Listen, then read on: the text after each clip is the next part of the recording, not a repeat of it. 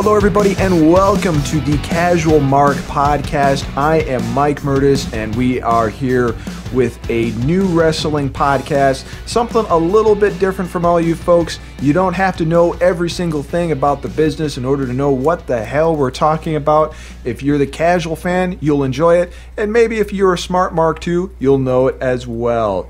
We're going to have fun on this podcast, but you know what? I'm not going to do it myself because it's just not fun talking to yourself, playing with yourself, all that good stuff.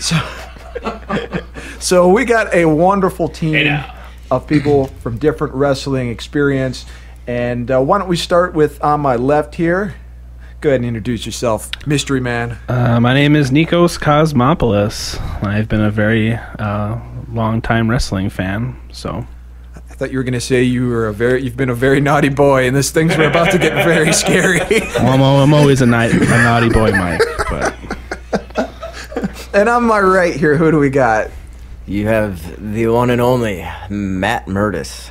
And Matt's been on a number of stuff. If you folks follow my other podcasts, some of my other content, then you know that Matt is my little brother, and we've been back and forth with a lot of things. And we have a special guest with us here today. He's special.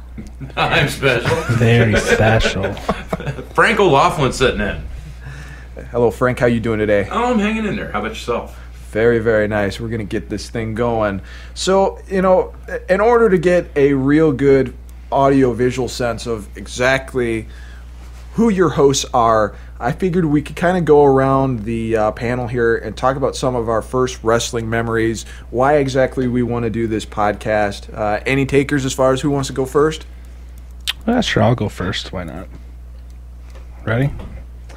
Alrighty, well, like I said, my name is Nikos Cosmopoulos. Started watching wrestling a long time ago with my WWE videos from the movie store.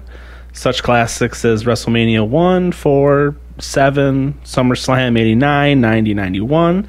As we all know, those had some really terrible main events. Mm-hmm. But wrestling nonetheless. I've always been a Hulkamaniac since I can remember. Had the good fortune of getting to watch the Attitude Era. It was a good time. I wanted to do the podcast because I finally found some friends who actually enjoy watching wrestling, so that was a good thing. It's always good. Mm-hmm. All right, Matt, I'll let you take the top honors here for next. Well, I would have to say similar to Nikos is, going to the video store and picking up, WWF pay-per-views on VHS, but Coliseum home video. Yes. Terrible stuff. I was actually on the other side when it came to the whole Attitude Era and the Monday Night Wars. I actually grew up watching WCW. My best friend at the time used to record each Nitro and every wrestling event for WCW and would pass the tape off to me for me to watch. So, so I've been watching wrestling probably since the age of 6, 8 years old. So, long time wrestling fan. Very long time. Didn't the Attitude Era start well before he was 6? I mean, No. Attitude Era. You're a baby. You know what? We're kicking out the special guest. Yeah. He can get out. He's done already. So Frank, I'm actually really curious to hear about your pro wrestling origins because, me and you have been to shows, we've been to independent shows, we've spent many, many hours at work chatting about wrestling. We should probably be doing something else. So what got what got you started in pro wrestling? Before we, since we're going to take jabs, Frank used to watch CMW. Caveman Wrestling. Yeah, I did. Caveman Wrestling. And actually, I don't even know I'm here. I was just walking by, and you guys asked me to walk a step in. No. Mike, it's really, I guess that's a great question for me, being the senior member of the team here. I can go back to watching Saturday Night Fights, on like channel WGN in the 70s. Mm-hmm. So just always a wrestling fan. My grandfather, my dad, you know, we all kind of watched that stuff, and then as it got bigger, you know, and cable got into play, and you got more and more involved with it. And WCW, I'm with Maddie in that I was a WWE fan for a long time, but then when WCW kicked in, it was the coolest thing on the planet, and I actually went over that way until it merged back. So, now, question for all three of you guys: growing up watching wrestling, how apparent was it to you that wrestling was fixed? It wasn't real, per se. I mean, people say wrestling's fake, and yeah, it's fake to a degree where the finishes are predetermined, and these guys you're protecting your opponent. It's not like MMA where you're legitimately kicking the crap out of each other. But for all three of you, we kind of go from left to right.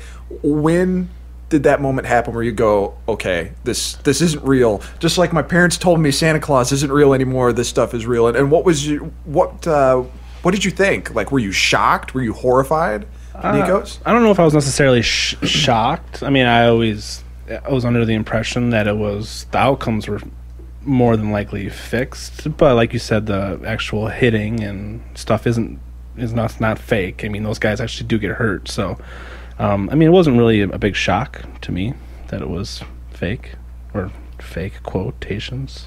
I mean, I don't even really remember when I found out that wrestling wasn't, you know, real. For me, it was always entertaining with the characters. So I don't think, maybe at a point I thought they were really beating the crap out of each other, but I mean, as I grew into watching wrestling, it was more or less the stories that they were telling in the ring, not so much, you know, if it's real or if it's fixed.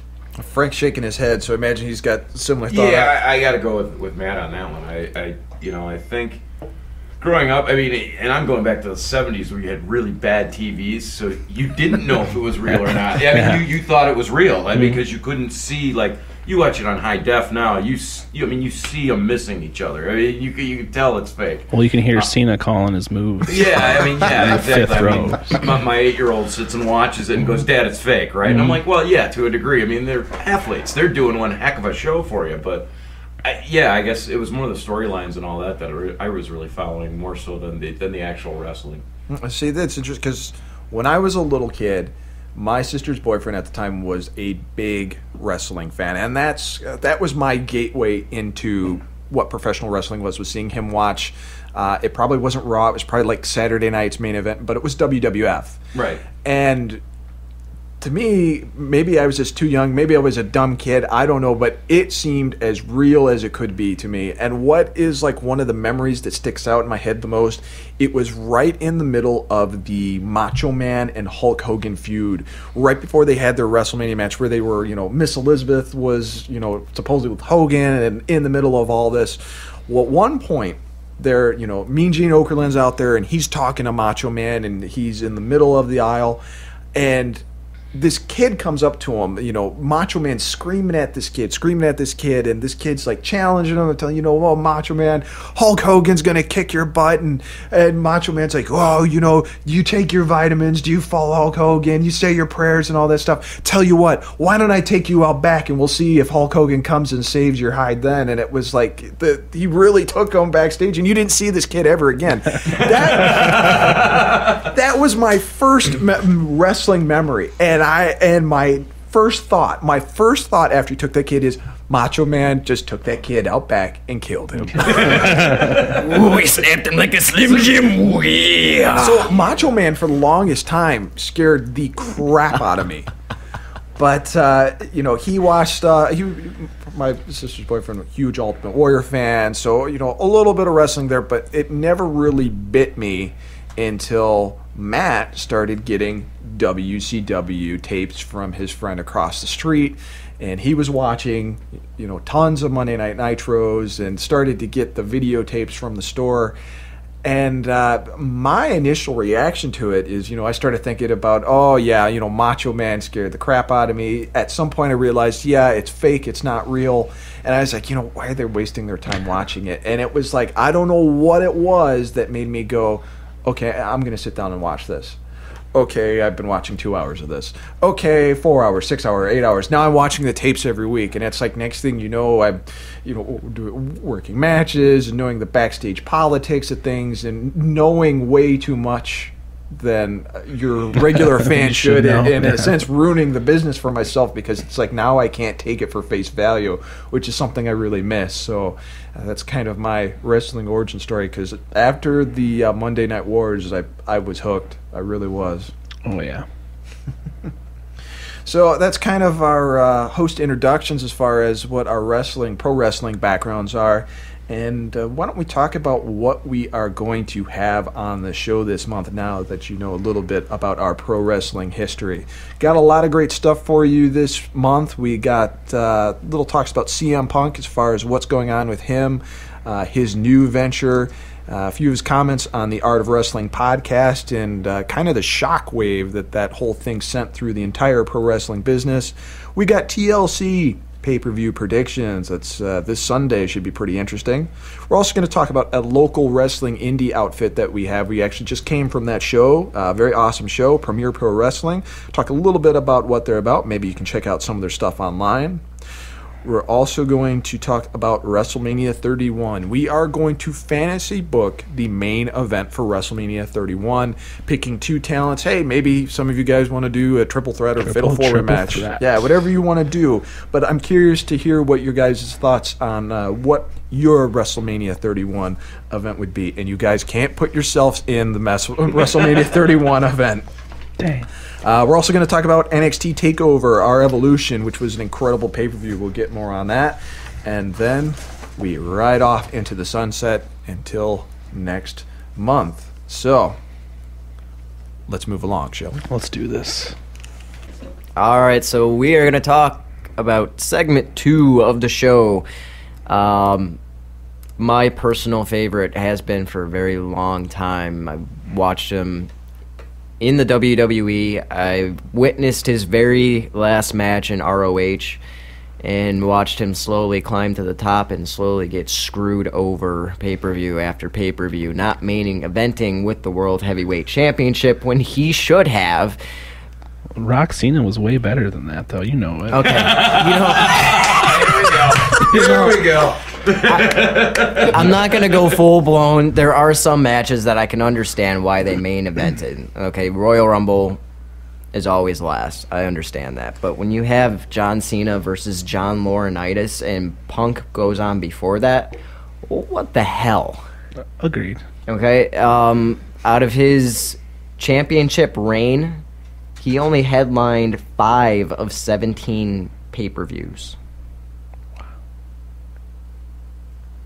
That's insane. How does that justify the championship? It doesn't. Anyways. It justifies it because, I mean, he was champion for over 300 days. 400. 400. Still. Okay, 400. That's a long time. It is. So does it matter if you are in the beginning of the card or the main event? Does it make that much of a huge difference? I believe it does. Because, okay, your championship is supposed to be the main focus of the show. When Cena was champion, he always headlined the show. Mm-hmm. Okay? So what makes it any different for Punk not to headline the show? But the only thing I would say to you on that, Matt, is let's look back at the last WrestleMania we watched. I mean, there were better matches that kept us going to that last match. I mean, in the last match, I can't even think of last WrestleMania that when we watched it, but there were matches that kept me going because they were much better than the final card. I mean, I wouldn't have been there for the end had it not been for the better matches during. And let me throw one more thing at you. The last 3 pay-per-views we've had, have we had a world title match at all? No. No. That's going to be a segment for next month. Don't even get me started. Don't get me started. And the non-fighting champ. Right. that he is. Yeah. Special We're not going to go attraction. there. Yeah. Special attraction, my ass. But I'm sorry, I kind of cut you off there. Keep going. So, but no, I think we should just kind of dive right into what he said on the podcast, on the Art of Wrestling podcast. So, And for you casual fans who are not familiar with what the Art of Wrestling podcast is, it is a podcast hosted by Colt Cabana. He's wrestled all over the world, very popular in ROH, the indie scene. He did some dark matches for WWE. He was a part of WWE for probably less than a year as Scotty Goldman. Terrific wrestler, very cool guy. I've met him a number of times. If you haven't listened to the CM Punk podcast or haven't checked out Colt Cabana, period, you really should give it a listen. Really great stuff there. So, yeah, he was on the Art of Wrestling podcast. And, Nikos, I know you had a lot to say about this particular podcast. I did. Personally, myself, I love the podcast. I don't know. I thought it was awesome. I've always liked CM Punk. He's pretty much the main reason why I got back into wrestling around circa 2011 when his pipe bomb was dropped. So I have a lot of respect for CM Punk. I like the stuff that he did, and my favorite point of his podcast was how much he just ripped right into Triple H. Like no qualms, and just went right at him. Especially talking about how he ruined his push in 2011, where he made him lose to him in that no disqualification at was it Night of Champions, I think. And then shoved Kevin Nash on him the following. Yep. So I mean, a lot of his points were justified. I don't see any reason for CM Punk to have to lie about a lot of that stuff, especially the stuff about the medical, like the care, like the lack of care, shall I say, for the doctors for CM Punk. And I'm sure that made you happy, man. It's just a fatty mass. Yeah, I know. My staph infection. I guess what point, though, do you see this big-ass growth on the back of you? And I know he got a second opinion eventually, and he found out that it was MRSA, and that if he didn't get it taken care of, he very well would have died. He should have been dead. Should have been dead, yeah. By all regular terms. At what point do you go, I've had this thing for 3 months, I've been taking antibiotics for 3 months, I've shit my pants on TV, and go, maybe it's time for a second opinion now? I mean, how long would you guys wait for something like that? Do you take the advice of your doctor? Well, yeah, you would like to think that the WWE doctors know what they're talking about. Yeah. I mean, well, that, and when you pride yourself on something as much as he did, it was a constant drive for him. I mean, even towards the end there, he was unhappy, but he was still trying to prove that he was the best for business at that time. So I think part of it was his own pride getting in the way of his own health. I agree with you there. I think at some point, and we've all run into this in our lives, may it be at work, where your boss says, hey, I need you to come in and do whatever on a weekend, and you got something going on with family, and you say no, and he goes, well, you better come in. And at some point, you just got to say, I'm not doing this. This is going to affect my well-being, and I'm not doing this. Like you said, though, the pride gets, or fear for losing your position, fear for losing your job, getting looked over, and that's a tough situation to be put in. Tough, but I think at a certain point, you also have to look at it and go, I'm not healthy. Well, he did. Well, but I mean, 3 months. yeah, right? he looked bad. He was looking bad yeah. towards the end. And you have to wonder if some of the problems he was having weren't due to the amount of antibiotics he was, the MRSA taking control on him, and him fighting. I mean, that's some nasty stuff that you're fighting there. Oh, yeah. There's got to be a point where you go, yeah, I'm the best in the world, but man, there's something wrong with me. Right. How legitimate do you think his comments are about Ryback? Do you think Ryback purposely tried to hurt him? I don't say purposely, but Or is it just he's green? He's green. He's green. I didn't. Well, a couple of people called him Greenback before Punk even did. So, I mean, there was a couple of matches that I saw with Ryback where it's just like you need to settle down and relax and think about what you're doing, because I've seen some pretty nasty bumps taken by his opponents. So, I don't think it was intentional, but I do believe he hurt him. Mm-hmm. Well, once he worked with him the first time, he said he didn't think he was safe, Right. and they fed him to Ryback again. And then I'm sure you guys saw the image online with him going through that table. He missed half the table. Exactly. How the hell do you do that? I mean, it's big enough that you could throw him through the middle of it, and he totally misjudged where it was at. Now, did he do it on purpose? It's the cross-head thing he's got going. Sorry. Frank, feed me more. I think one of the big things that I could understand Punk being upset about is paydays. Especially when it came to him talking about the Undertaker match he had at that was WrestleMania 29. Yeah, stole the show. Yeah, stole the show. I mean, I think all of us watched WrestleMania 29 together, and that Punk Taker match was probably the only match worth watching mostly on that pay-per-view. Yeah. Bar none, it was the top match.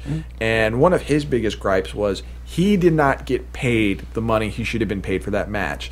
Triple H, Vince McMahon, everyone's telling him, we should have put that match on last. Yeah. It was that good. And then pay him like he should right. have put on last. And they didn't.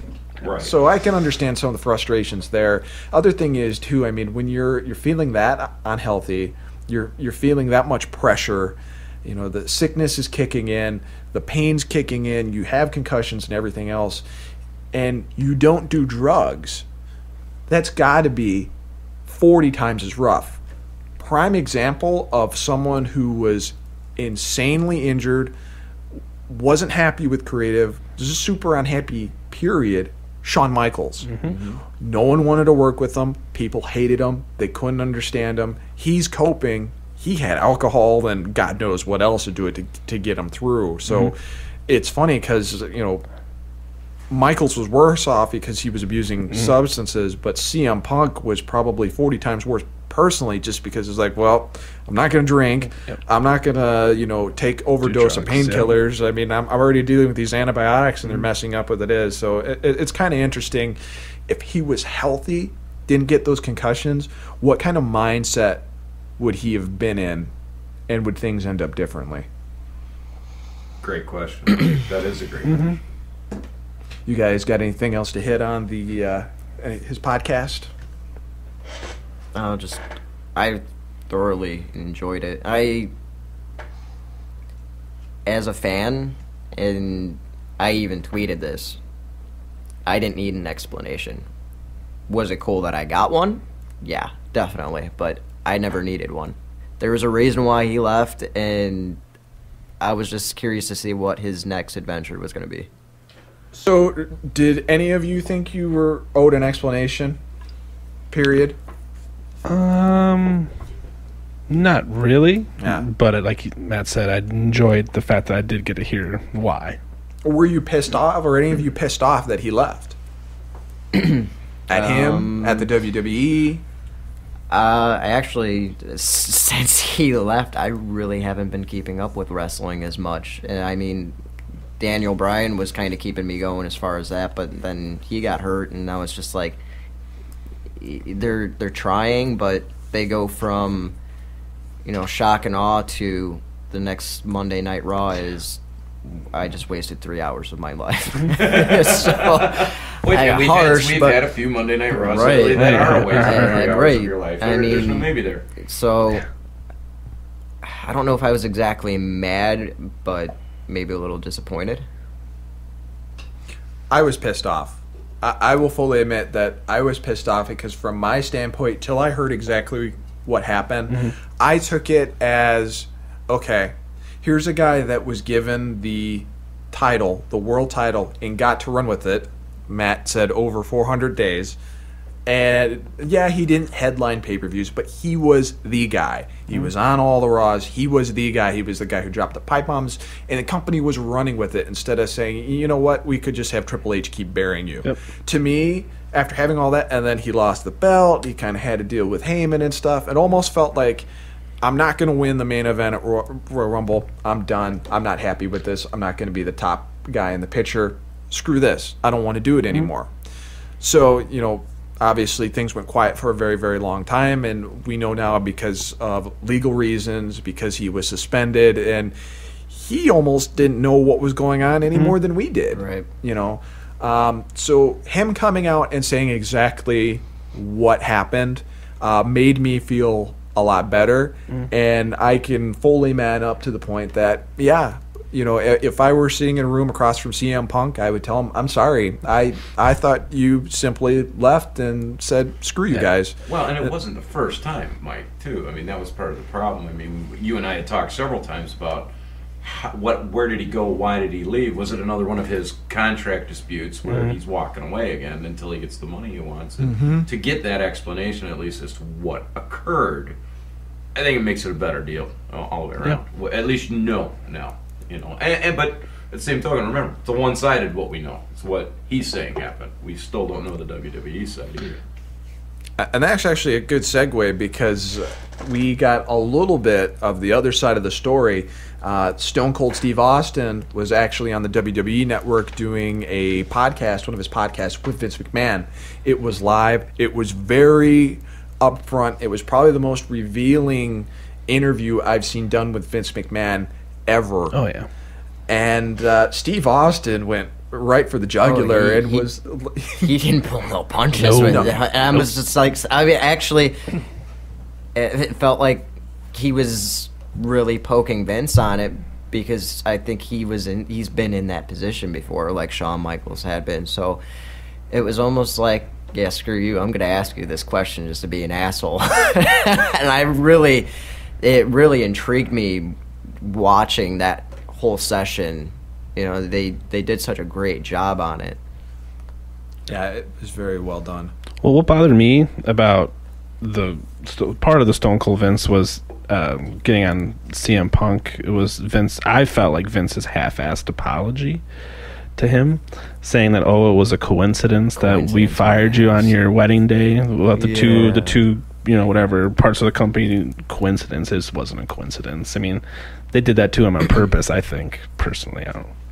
Yeah, how do you accidentally overnight something knowing that guy's getting married the next? Oh, it was part of the legal. Some say Vince may not have been directly involved with it. Maybe it was Triple H. Who knows? I think it was Triple H. Definitely wasn't an accident. No. So do you guys agree with CM Punk where he thought that Vince apologizing for that happening on his wedding day was a publicity stunt? Yeah. Do you think Vince saving his butt? So there was, to you guys, no legitimacy in Vince apologizing? I think I don't think he wasn't, partially apologizing. He is. I'm sure he is sorry because that's a lot of money gone. Right. I mean, you got to remember too. You're doing damage control too. Yeah. At a certain point. I mean, at a certain point, the Twitter world and all that world is going, what the hell? You fired him on his wedding day. Right. Vince has got to make a statement. He's got to back it. He's got to say, we didn't mean for that to happen. Right. I mean, that's damage control. Yeah. Right. So, I mean, I don't think it wasn't an apology, but it wasn't sincere. Right. In my Not opinion. completely. Like Punk said, call him. You don't have to do it over a podcast. Part of me Text thinks him. that Vince dreads patching holes up with people. Hulk Hogan, Ultimate Warrior, Bruno Sammartino, Savage. All of those people I've mentioned, for the majority of them, who did the patchwork to get JR, Triple H. Triple H, and then they kind of come together after that because that person is back with the WWE and they patch things over there. Brock Lesnar, another huge thing, and who was the center man for that? Paul Heyman. Well, JR the first time. Well, JR the first time, but because if you guys recall, Lesnar left, NFL didn't work out.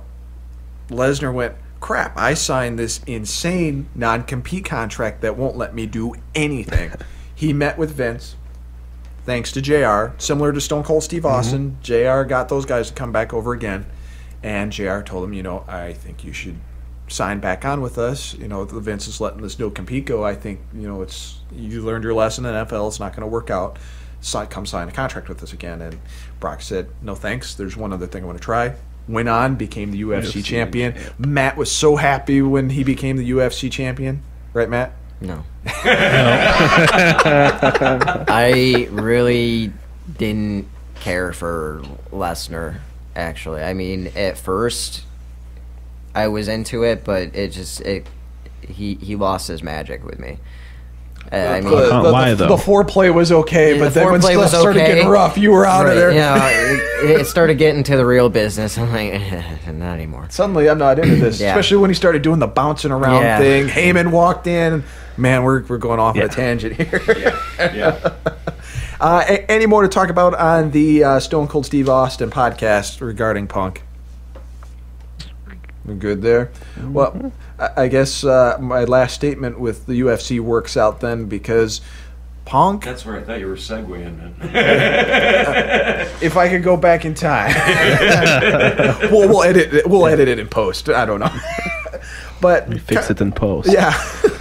Punk pulled a Brock, and he has now signed with UFC. Now, I'm not going to lie and say I'm not interested in this, but I'm interested into it for a multitude of reasons. Well, what are your guys' thoughts on this? Why is it pulling a Brock? That's why you were laughing, because you knew I was going there. I knew you couldn't handle it. Would you rather me say pulling a Shamrock? Because Shamrock was a pro She's wrestler original, before. yeah. That would be more fair. Okay. What if I call it a Shamrock Shake? Okay. Those are good. Yeah, those are good. They still got them. I No. hope so. No. Well, they will in March. Yeah. We got a while to go, folks. Sweet. Our March episode of this is going to be titled "The Shamrock Shakedown." Sponsored by Shamrock Shakes. But anyway, Punk has gone ahead and signed a deal with Ultimate Fighting, and it is quite interesting. And Nikos, what are your first thoughts on this?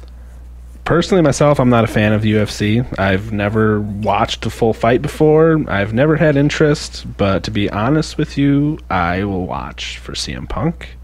I just hope he doesn't get knocked out in the very first 10 seconds of the match, because then he has to rethink everything at that point. What was he going to do? Come begging back to Triple H? Can I have my job back once he gets knocked out in 10 seconds? So, I hope that doesn't happen. Matt's doing a slow burn. I know, but I'll root for him. Don't get me wrong, but I don't know. We might need I'm a not. wall I'm not a between fan of. I'm not a fan of UFC. So good luck to Punk. But segue to Matt. To Matt, what's wrong with you? Is that too much kickstart? I'm in trouble.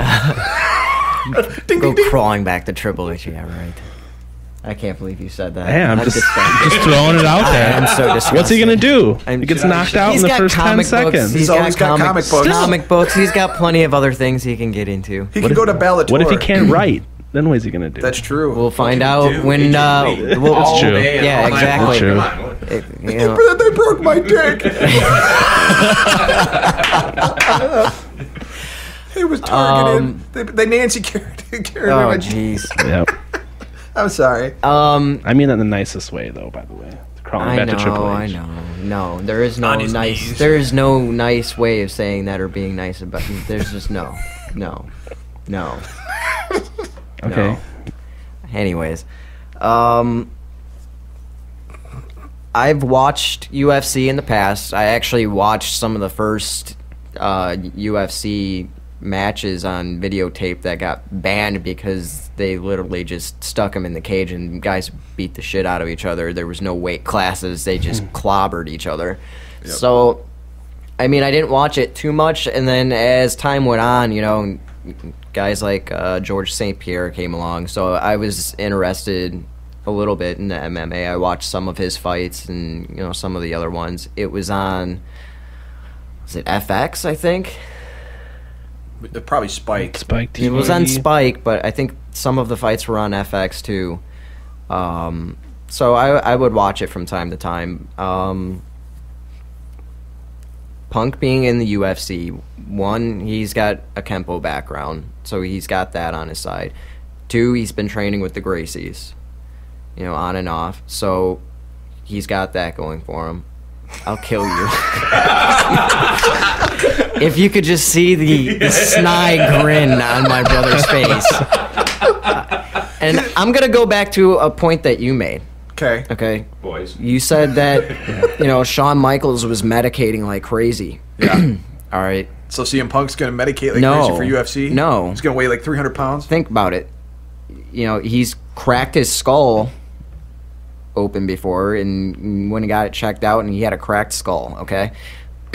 for someone that's not going to take drugs or any pain medications, you got to be pretty tough in the first place. Unless you get hit by Ryback. Yeah. And then you're just a There's baby okay, at and that point. that's gonna segue into my next thing. You don't intend to get kicked in wrestling that hard in WWE. You don't sit there and plan a match. Hey, Ryback, I got an idea. Why don't you kick me in the fucking ribs as hard as you can? Okay. Hey, GSP, why don't you kick me in the ribs? Right. So, I mean, you're gonna train differently for a actual fight. Thanks, Frank. I'm sorry. I love you, man. I do. But training for a fight is very different from being in a fight. True, no doubt. Brock Lesnar. No, well, I okay. keep bringing him up, and I know you cringe every time I bring it up. His first fight, he lost ankle submission. He made one mistake. Right. It was one mistake, but That's all it takes. Right. Okay, but he had his wrestling background, Right. and he got thrown to a veteran in there, and he did make that one mistake, but he did very well for himself in that fight. Yep. So I think it's kind of hard for people to say, oh, he was a fake wrestler, he's going to get his ass beat. Punk already said, I'm going to do this either to A, kick someone's ass, or B, get my ass kicked. I don't think Dana White would sign a multi-fight deal with him if he didn't think he was going to be capable of pulling it off. I think he would stick him in one match just to see him get obliterated put him against and someone be real done. good. Because then you're going to satisfy all the people that want to see him get his ass kicked. You're going to draw all the people that want to see him win. So, I mean, it's give and take there. Frank, I know you kind of cringed when I told you that he signed on UFC. What are your sentiments on this? I mean, well, and you and I have joked, and I mean, it is the running joke, is that the first time he gets hit, he's going to go, holy shit, they actually hit here. What, that, you can't hit. That's not how you work a punch. Yeah, that's not, I mean, what the hell was that?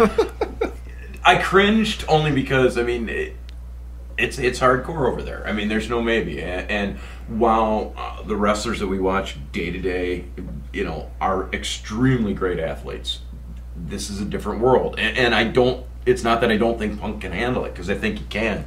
It's just, I'm cringing until I see that first fight. Yep, and here. Once, I don't want to see he's got to prove himself to me again, but in a way he's got to prove himself to me again. I mean, yeah, great definitely. wrestler. Yep. How is he as a real fighter? You know, that's a wrestler is a whole different animal than a real fighter, and until I see that first match, once I see that first match, Maddie, I'll probably be going, Right. I owe you one. I'm sorry. I apologize completely. Well, that's another thing too. You know, look at all the time Punk invested into wrestling and what made him the best. He doesn't just say, I'm going to do this, and then do it half-assed. He goes full-blown. So I don't think he's going... I think it's going to be a good fight. He's going to train as hard as he possibly can, and he's going to do it until he thinks he's ready, and then it's going to be go time. Well, like you said, it's obviously big, big money. Oh, yeah. There's a big draw to this. Whoever they stick Punk with, this is a big draw. Worst case scenario, Punk gets knocked out. Is the draw done? Will anyone care after that, or will it be similar to Lesnar, where people went, we knew that a pro wrestler couldn't do anything, and then Lesnar came back and said, oh yeah, I'm going to win the championship, and he did. Is it going to be a similar situation? It's hard to say. It'll all be based off that first fight. It What will happened- be. It will be based off that first fight, unfortunately. And I mean, and anything could happen. It might not be Punk getting knocked out. It could go to decision. Right. It could be a submission. I mean, there's so many different ways it could happen. And for people to think that they're going to throw the fight, I don't know No. where people even Yeah, I don't get know, that yeah. from. that was... I mean, it's... People are saying it's fixed. Okay. You Okay. don't fix MMA. Right. You There's do. no You fixing can't. MMA. You can't. I've never It- watched this shit, and I know it's not fake. if you were to fix an MMA fight, you might as well be WWE then. What's the difference? Right, exactly. What's And the it would difference? hurt. Oh, to kill it. Okay, everything. it would kill. Oh, yeah. It would kill the whole UFC, and everyone would be Bellator, like, everything. right. Oh, yeah. I mean, okay, no yeah. credibility at all. Sure. Bellator, whatever it's called. Oh, a Bellator. Bellator. It's something I can drink. I mean, Yeah. I can understand where Justin LaBar came from Chair Shot Reality, where the guy's taking too many chair shots. yeah, he if he's must saying be. it's fixed. well, no, he's not saying it is fixed. He said they should fix it. Well, like, do you mean They should Do you mean like? fix it. Do you mean like they're gonna feed him someone he can beat, like pretty Either easily? that or like, they're no. Like he was saying, either pay off the fighter or pay off the judges. See what? Okay, so the exactly. craziest thing yeah, I've ever okay. heard. Do that. Now, Exactly. When I heard that, I was like, Let's feed him some chump. "Are and he you can just kick you the shit out kidding of me?" him. And I can understand where he's coming from in the position of to make money off of Punk. I'm to so do that. besides myself I know. right now. I know. can't believe this. I was too, and I could understand where he's coming from, but at the same time, I'm like, no. And if you were to do it, you would have to pay off the judges, and to get to the judges, you're gonna have to go to a decision. Is Punk gonna last 3 rounds? No, but okay, if you pay off the fighter, Say no. Yeah, we are recording. I said- Bring that back. Yeah. Wherever you're going now. I'm saying no. If he doesn't go the 3 rounds, just shut up. And let me finish. You're sitting awful close to me. But Need a I, fourth mic, please. Wireless mic, get yeah, necessary. you just 5 mic splitters on the way. you can't do that. It would ruin the legitimacy of the UFC if you tried to do that. And I think you're exactly right, Matt. I think we all know what we're doing when we're watching wrestling, right? I mean, Right. there's no maybe. Right. We know what Right. we're doing. We know Yeah. that there's going to be an ending. We're hoping we get a good show. Yep. We definitely see matches where guys phone it in. Punk has never been one to ever phone it in. He gives his all. Right. But MMA is a whole different animal. It is. You're watching a fight. Yep. It's no different than watching a boxing match. Yep. You're watching people who are out to kill each other, basically. Right. Oh, yeah. And to fix that, I mean, boxing lost huge amounts of fan base in the, I want to say it was the 70s, to the amount of fixed fightings. Right. So why would you do that to Right. something as big as MMA? It wouldn't make any sense. It's Right. stupid. I mean, and Dana White's very, very intelligent. The last thing he would do is take greed over sacrificing everything he's built Yeah, exactly. over the years That's to very true. fix one fight. That's very He true. didn't fix Lesnar's fights. He's taken a chance on Punk. Yep. Yeah, and I mean, even I don't remember which UFC fighter said who said it, but he said every couple years Dana gets an idea and he's like, it's a circus act, and he gives someone a chance and sees how they do. Either it's sink or swim. Well, like you said about the fixing of the matches, didn't Lesnar get his ass kicked his No, very actu- last match? Well, Like his very last one very- before he left? Like, he may have. I thought but he was was sick, though, he was, right? yeah. That's he hit the stomach thing. Right, Yeah, he had yeah. the stomach thing. Yeah. So, I mean, his first match, he did very well good. for himself. He just he got himself caught. Mm-hmm. So, I mean, like everyone's saying, it's going to come down to Punk's match. It's that first it's match. that first match. It really It is. goes from there. All right, so I got a think he wins, proposition though. for you here, Nico. Sure. Okay. You're Dana White. okay. Punk wins his first match. Mm-hmm. Where do you go from there? Well, it depends on what class he fights in, I guess. I don't know a lot about UFC, so I'd have to ask these guys. But I don't know. I wouldn't say he gets a title shot, but depending on what class he's in, I mean, he can move up and face one of the, the top guys in that class. If he has to prove himself, though. He can't scrape out, I don't know, personally, he can't scrape out like a decision against some nobody. I mean, he either has to knock the guy out, and I think then you can move him on to someone better. So if there's a number of matches that Punk would have to prove to you to win, how many would it be before you'd give him a title fight? At least 3 or 4 Okay. against good competition, though. It can't be 3 or 4 jobbers, guys that he just CM Punk's gonna beat this guy. He has to beat some credible fighters Yep. to get a title shot, in my opinion. But I don't know how all that works over there. So Right. Right. Well, and I think you have to have that first fight. CM Punk's already a name. He's already a known entity, a known quantity. That first fight can't be against a low guy on the totem pole. It's got to be a mid-range guy, period. That first fight. It's got to be minimally a mid-range guy. Do you agree, Matt? You can't put him against one of the low guys. Yeah, you Because if can't. he beats him, they're going to go, of course he beat him. Exactly. Well, If it's a mid-range, good, solid fighter, and he beats him or he loses, they're going to say it was a decent fight. right. I can see both sides of that, but is it really fair to stick him in a fight with someone that already has some experience when this is his first actual fight? Yeah, I mean, think he's got That's a good point. He's got no no MMA record right. whatsoever. He's So- starting out 0-0. Right. He's a virgin, ready to get his MMA cherry popped. Right. So how do you... But you're going to Yeah, use, but you're cherry going to use poppin'. that. You're going to use that for an event, right? Mm-hmm. You're going to use that Right. for an event. Yeah. You put him against somebody who's a no name, it's gonna go ugly. I'm not saying put him against the top in his class. Just somewhere in the middle. Somewhere in the mid range. Do not put him against one of those low guys. I mean, he knows how to wrestle. He knows how to move in a ring. All the other things he does, Gracie Jiu-Jitsu and all that. Yeah. He's gonna have a decent shot at a mid range guy. You put him against the bottom of the barrel guy. It's a laugh. It's a joke. Then it is a fix, if you want to put it that way. Okay. It is a fix. Yeah. That's what I was saying Yeah, earlier. okay. I I can can see see that that, too. yeah. But I mean,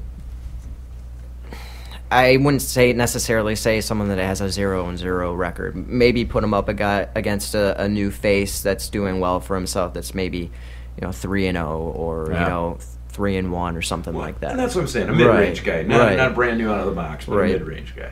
I will definitely say that the last time I was interested in watching UFC was when Brock Lesnar signed a contract with them, because it was it's something good. It's something good for the pro wrestling business. It is. So many people look at pro wrestling in a way where all these guys do is fake stuff. They wouldn't survive in a real fight. Couldn't do anything to save their welfare. If they were stuck in a back of an alley, they'd get their ass kicked. Yep. When Brock came to UFC and he started fighting, even when he lost his first match, people went, "Whoa, this is a guy that can do it." The weird thing was you look at Brock Lesnar and you don't go, "Okay, yeah, I don't think that guy could fight." He's a monster. He could probably take Right. 50 punches before he goes down. So it's really, really interesting to me to see CM Punk do this, because he's not superhuman. He's good in the wrestling ring. If he can transfer that into a UFC career, amazing. And he's not getting any younger. There's a limited span of time that you can do stuff like that, especially when you have, like you said, a cracked skull, all the other injuries. So it'll be really curious to see if it'll pan out. So we've been talking about CM Punk a lot here, so we'll make this next part really quick. Nikos, will Yes. CM Punk ever work with WWE again? My initial reaction is no. I think he's gone, and possibly gone forever. But me and you talked about this before, that maybe in 5 to 7 years, if Vince is still alive or still running the joint, maybe Punk would think maybe for one last ditch effort. But if Triple H and Steph are running the show, then no. I don't. I think he's done. But my gut feeling is he's gone. I don't think he comes back Yep. at Matt? all. I think I should sit between the two of you. I love trolling this kid. It's awesome. I think if Punk were to come back, it would not be in a wrestling capacity for the WWE. Maybe announcing and probably Hall of Fame. It's the only two things I could see him doing, because he's not going to want anything to do with Like the in-ring stuff. the in-ring Yeah. stuff anymore, because he already knows he's going to get shut down on it. So even if he were to come back, and if Triple H even allows him to come back, because after that podcast, the No, not word so goes much. around that old Trips isn't so happy with him. Frankie? Yeah, it's a good point. I would have to. Will he come back? Yeah, he'll come back. I'm not going to say no. I mean, was Hulk ever going to come back? No. Was Bret Hart ever going to come back? No. Ultimate Warrior. The Warrior, yeah. They're all Warrior, back. right. They're and- all Yeah. back. And you know what? I mean, It's all about the there's always Benjamins. what I like to call the money ran out tour. Yep. And, Yeah. Eventually, no matter what the capacity is, from wrestling to announcing to Hall of Fame, you're going to come back to cash in that last time to get that the money ran out tour, Yeah. basically. All right. But like it. that's why he married AJ, because Does she leave she's now, the you think? cash cow. No. No, don't think I so? think she sticks around. I think people are reading into it too much. SmackDown recently, she was saying comments like, you're gonna miss me when you're gone. That she meant you're gonna miss me after this segment when I leave the announce table. Everyone was all, "Oh my God, she's leaving." She's Yeah. not going anywhere. Yeah. No. The Marks instantly, oh, she's gonna leave. No. She's not going anywhere. She's just now getting into her career. She's way too popular. It's something she built up to her entire life. So I don't see her ditching just because she married Punk. Yeah, and look at it this way too, guys. When you look at AJ Lee, do we all know that they're together? They're married. Absolutely. Has that ever been publicly put out on WWE? In Nope. any Monday night show, in any No. Friday night show? Besides the fact that when she comes out on stage, the CM Punk fans start. Yeah. So Punk's a smart enough guy and she's a smart enough gal to go, we're separated when it comes to our business entities. She's going to stay where the money is good, and he's going to go do what he wants to. The money is good, and the what happens down the road. Yeah, I think he comes back eventually. Do you think with the tension between CM Punk and WWE that is going to affect AJ's career at all? Do you think they can keep the individual separate, or is there going to be blood on AJ's hands because it's guilt by association? I hope they don't stoop that low, because AJ's really good in the ring. I mean, I would put AJ up there with the likes of Lita and Trish Stratus. I mean, as far as her capability, but it's a shame because every time I see a diva come from NXT to the main roster, they suddenly can't do anything anymore, and it's kind of sad. So my real hope was to see a lot of the divas coming out of NXT become something great. I mean, Paige is doing well for whatever the hell they are telling her to do. She's a two-time Divas champion. Exactly, but that makes me question how well Charlotte's going to do when she goes to the main roster, because it's just like Paige was doing so well and had such great wrestling capability, and now it's just like, Who'd she piss off? right. She's skipping around the ring all the time. Yeah, now. I mean, it was just kind of interesting. Do I think AJ gets blood on her hands? Yeah, it's hard to say. Good question, Mike. It really is. I think- I've thought hope about not. that. And I know we're going to talk about it in a little bit. Is her and Nikki Bella's matchup coming up here? If she loses, and then you see her less and less, there's blood on her hands. Yep. I mean, Good and point. it'll be quick. I mean, it's not something we're going to be talking Right. about 3-4 years from now. Right. All of a sudden, what happened to AJ Lee? You know, Right. Where did she go? I mean, you and I have talked recently. I mean, over the past couple of months, where I'm like, what happened to this diva? What happened to that diva? They're just gone. Right. Yeah. And if she ends up just being gone, yeah, there's There you blood in go. the water. Well, the kind of made me wonder too after the match that they had where the title initially switched hands. It lasted a whole 25 Yeah, seconds, that- and I'm yeah. like, ooh. So I kind of questioned it there, but the fact that they've been getting so much TV time, if they were going to shut AJ Lee down, I think it would have been a done deal already. Alrighty, so moving on, we have the TLC pay-per-view this Sunday with a variety of matches. Boys, how you feeling about the card for TLC? And actually, it should be TLCS. S. Yeah. Don't forget the stairs. Who the hell? Who in the hell Who the thought hell cares? It's best for business, guys. stairs? You're gonna have two goofballs throwing stairs at each other. Who the hell had that add a freaking S to it? Stairs. I just love I bet how it it- says yeah. tables, ladders, chairs. WWE tables, ladders, and chairs and stairs. And stairs. It's like, And it's just all of us staring aimlessly at the TV. Yeah. What the hell just happened? Where the- Yeah. and Vince the actual McMahon is stairs getting a there. boner in his office. I'm genius. I thought of putting an S out there for stairs. Yeah, well, I mean, you probably shouldn't have put Big Show on that match if you want to make it entertaining. No, actually, so. it makes the most sense to put them in that kind of match, I guess, but not really. All right, so diving into the pay-per-view. for our kickoff match, we got The New Day versus Gold and Stardust. Anytime I see the name The New Day, I always think of Legacy's entrance music. It's a new day! It's a new day! New day. I'm not going to sing the whole song due to segment length, but what do you think about these guys? I'll start this one off because this whole New Day and Golden Stardust, I so don't care anymore. Yeah. I really don't care. The Goldust gimmick was great for 20 years ago. It's crazy to think it was 20 years ago. Yeah. And now we've got his brother Star. I mean, we were at Premier Pro Wrestling. We saw their little brother, Sawdust. Colin, Sawdust. yeah, tonight. Sawdust. I'm just so done with the gimmicks of both of this. Just done, and I don't care. I don't know about you guys. Well, I was down for the Goldust when he came back and he fought for Cody's job. I liked that Goldust. I liked them when they were separate, not Stardust. Yeah. But I don't know. The New Day thing just doesn't make any sense to me. I don't know. I don't get it. I don't understand it. I don't want to understand it. They can just go away. Well, I can see the New Day kind of being like the modern Nation of Domination.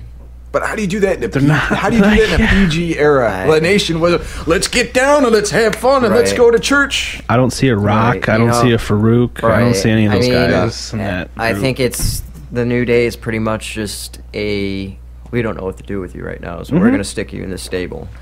And honestly, if they don't win at this pay-per-view, even though it's the kickoff match, they're not going to go anywhere, and it's just a temporary thing for the time being. As far as the whole Goldust and Stardust thing, I actually really enjoyed Stardust when he changed over because he needed something to kind of give him a push.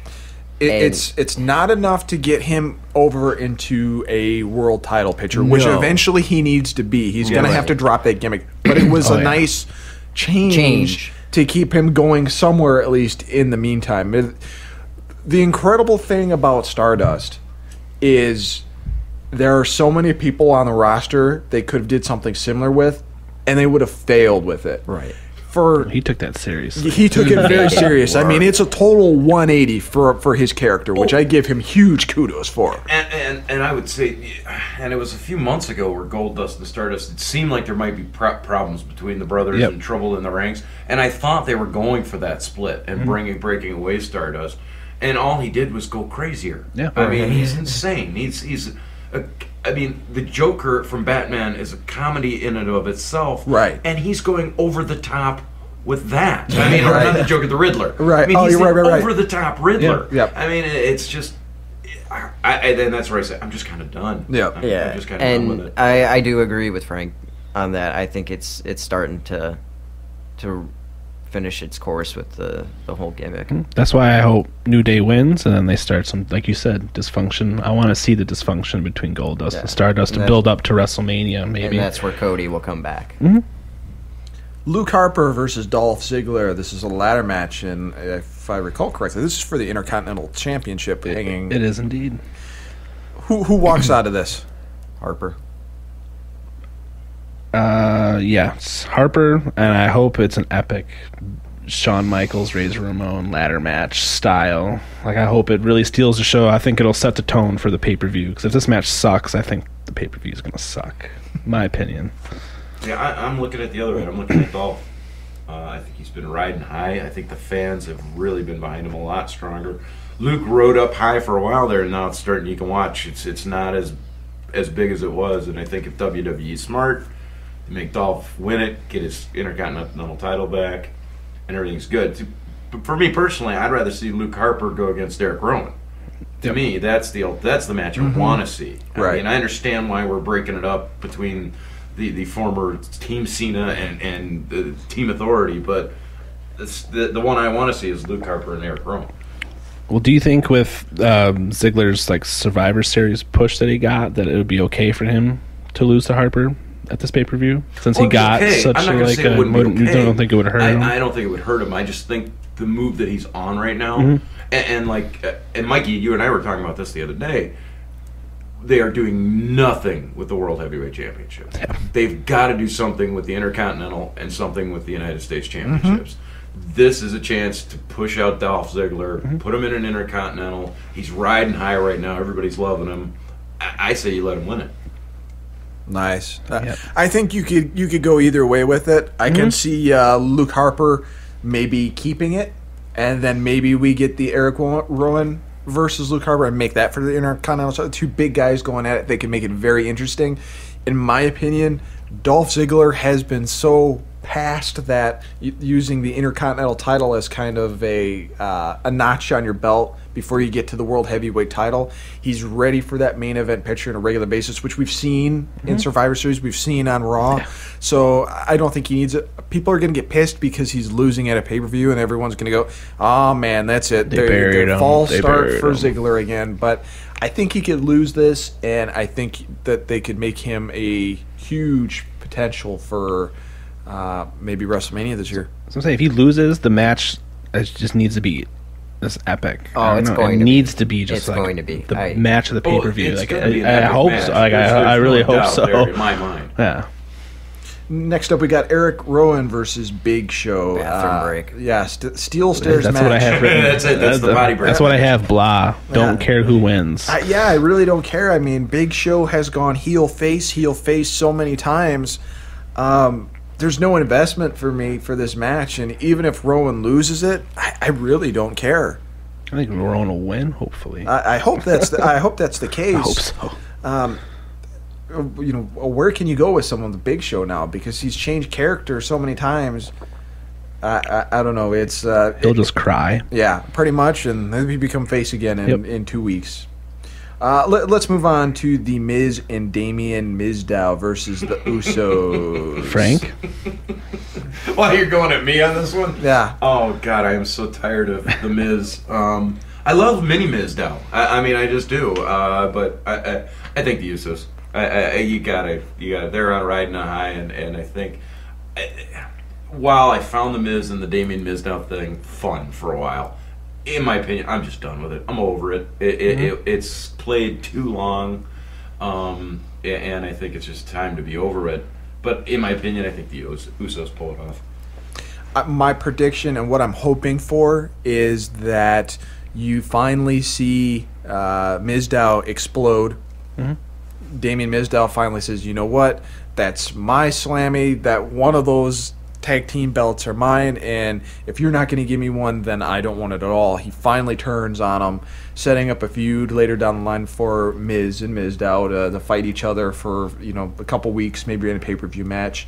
Usos win the championships, setting up the next challenge coming for them, which is going to be the Ascension. Yep. Next up, we got Ryback versus Kane in a chairs match. Anyone interested? Break number 2. Yeah, once again, blah. No interest whatsoever. This is a especially corporate Kane. Put your fucking mask back on. Yeah, I mean, I keep waiting. Stop wrestling in peace. I keep waiting now that the authority's gone. Right. Put the freaking demon costume back on. I'm done with the slacks and no shirt. You don't like the pleats? No. God, no. Like, at least when he didn't have the mask on before, he still had the tights on, and it wasn't that bad. He just looks like a friggin' idiot with the... not even going there. I mean, just coming from a guy who, Undertaker, Kane, going back 20 years to when I was a kid, when they were, starting out, and yeah, I want to see Kane back as Kane. Yeah.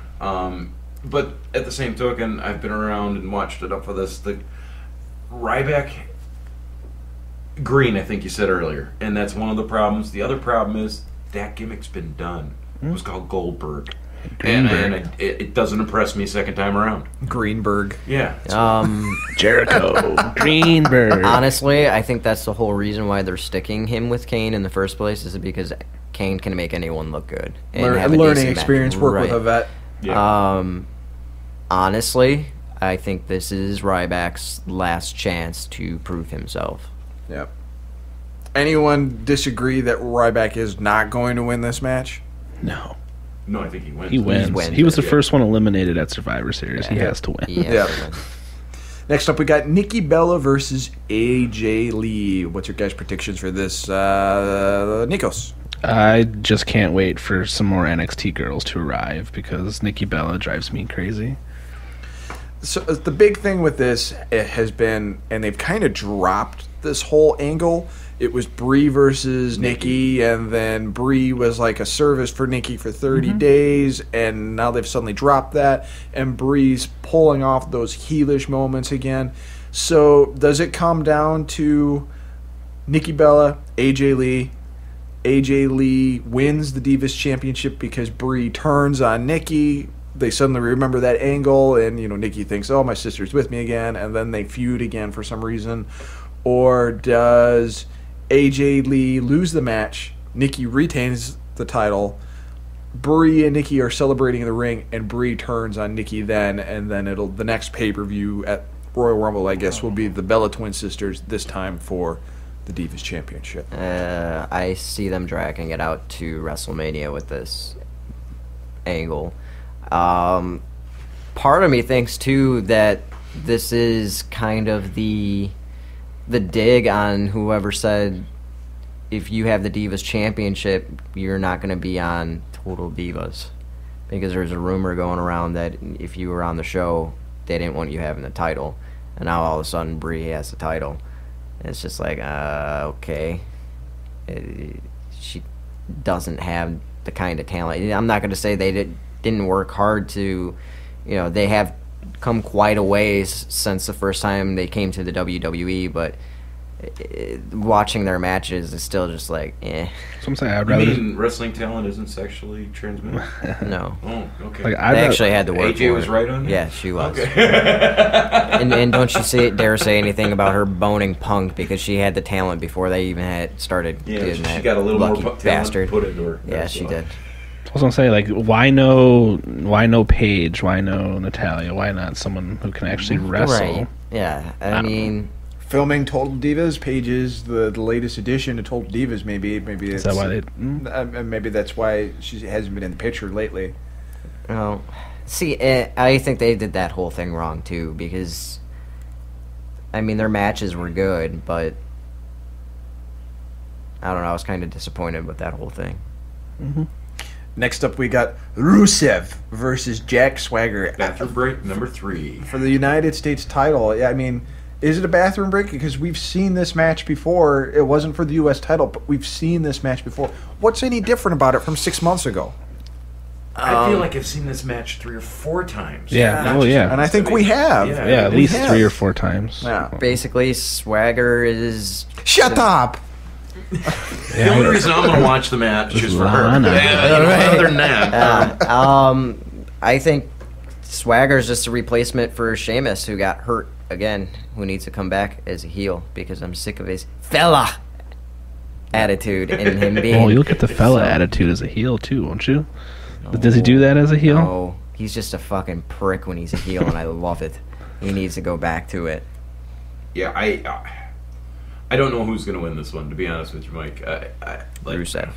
I mean, yeah, maybe it's probably Rusev to keep his streak alive. But, They'll feed him to Cena eventually. yeah, so but I mean, I just don't care. WrestleMania. Yeah, I think it'll be Rusev versus Ryback for the United States title at WrestleMania. At WrestleMania, yeah. Yeah. Next up, we got Dean Ambrose versus Bray Wyatt. Tables, ladders, and chairs. No stairs listed in this one, though. Thank I'm God. sure they'll make an appearance. How you guys feeling about this match? Last pay-per-view they had a match that ended in a DQ. It was an okay match. Do you think this one's going to be better than their last match? If they give him enough time, yeah. Yeah, I think it's going to be a good match. Who wins? I think Wyatt, just because the Survivor Series, Ambrose technically won. I don't know how they approach this one, because both of them are so hot. I don't think a loss is going to affect either one of them. So it's hard to say who's going to get the upper hand this time. I agree. It kind of goes either way. Yeah. You're getting to that period where you get 2 really hot stars and you put them in matches together, and it almost doesn't matter because they still develop their character further on. Really good example of that: Rock, Austin, Intercontinental Championship. Yeah. Yep. They traded it back and forth. And in all honesty, I would like to see either the Intercontinental title or the United States Championship on either Bray Wyatt or Dean Ambrose and having them feuded then, because it would make the match mean even more. I'd like actually to see the U.S. title on Ambrose, especially because he's had it before and really didn't defend it that much. Now that he truly is a single superstar, they really could put some prestige on that title. Unlike with Rusev, because everyone knows Rusev is going to keep winning. Yep. There's no, maybe Jack Swagger's going to get it this time because they've seen it before. Yeah, my opinion on this one is I just hope it's a good match. Yes. I mean, I really don't care who wins it, but I mean, I've seen Dean Ambrose and Bray Wyatt phone it in. I've seen them wrestle well, and I've seen them just be there for the match. Just hoping it's a good match, because if it goes bad and you're talking right before the main card, oof. Right. John Cena versus Seth Rollins. This is a tables match. This is one that Matt so does not care about.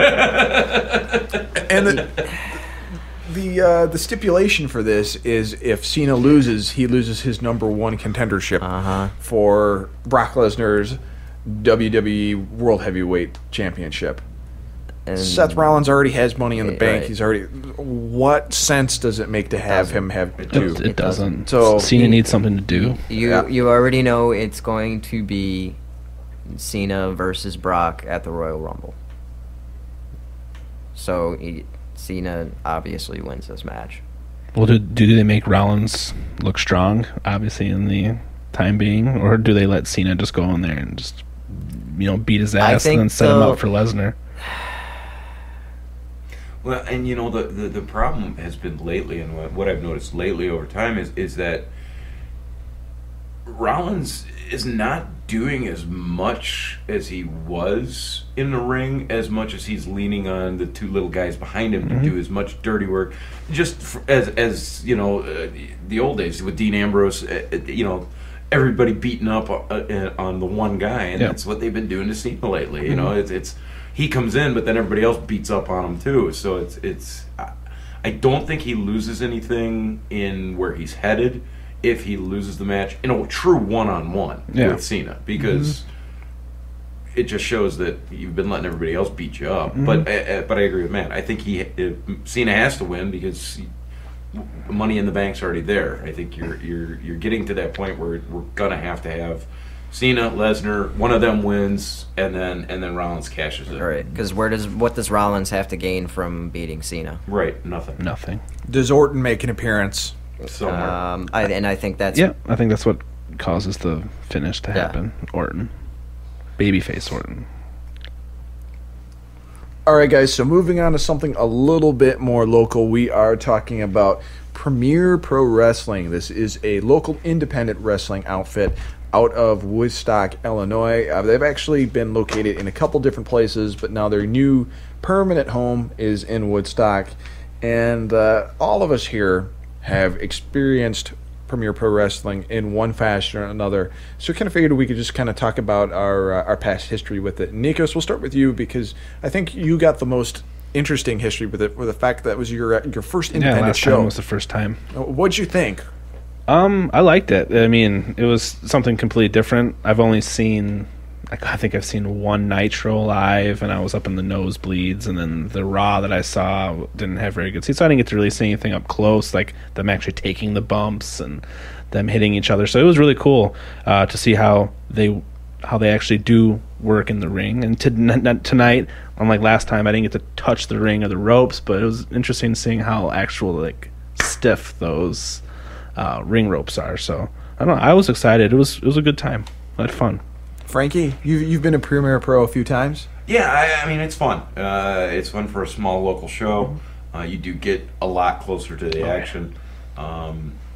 The bumps are there, the bruises are there, and man, when they screw up, you really see them screw up. And I think we saw a lot of that tonight. Where I thought, oh god, that guy's going to the hospital because that move just did not go well.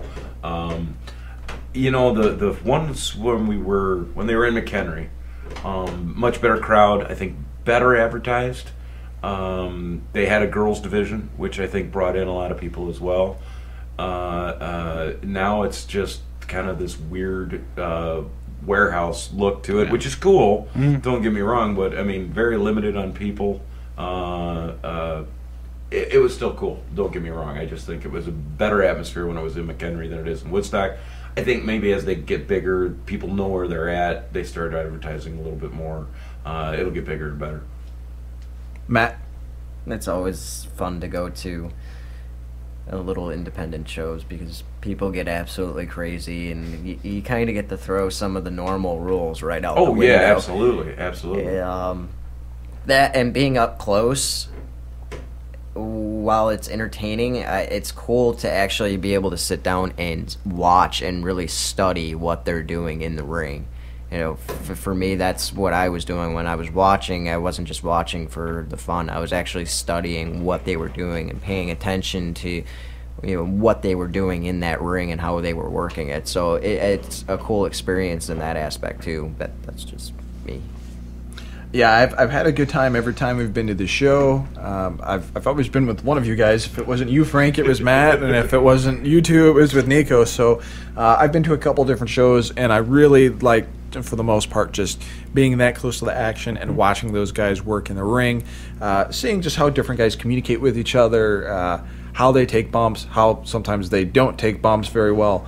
But independent shows are just neat, and it's nice to support those independent wrestling outfits because they're stars in the making at these places. This is Samurai Del Sol, who we all know now as Kalisto in NXT, who's the current NXT Tag Team Champions, one part of them. He was phenomenal when we saw him.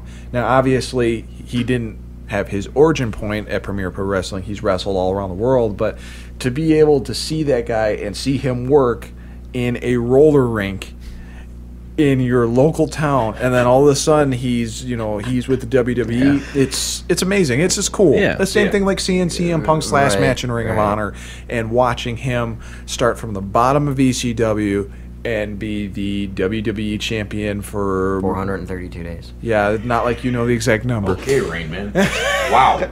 I think it was 400. I may be wrong. I think it's I thought it was 400. 434. Something like that. I don't know. 430. How much is a candy bar? lot. It doesn't matter how much a candy bar is. Oh. But Pipe bomb. Yeah, pipe bomb. And the mic drop.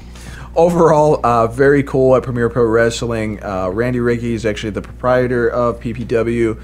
Worked in a variety of different federations. He worked for WWF.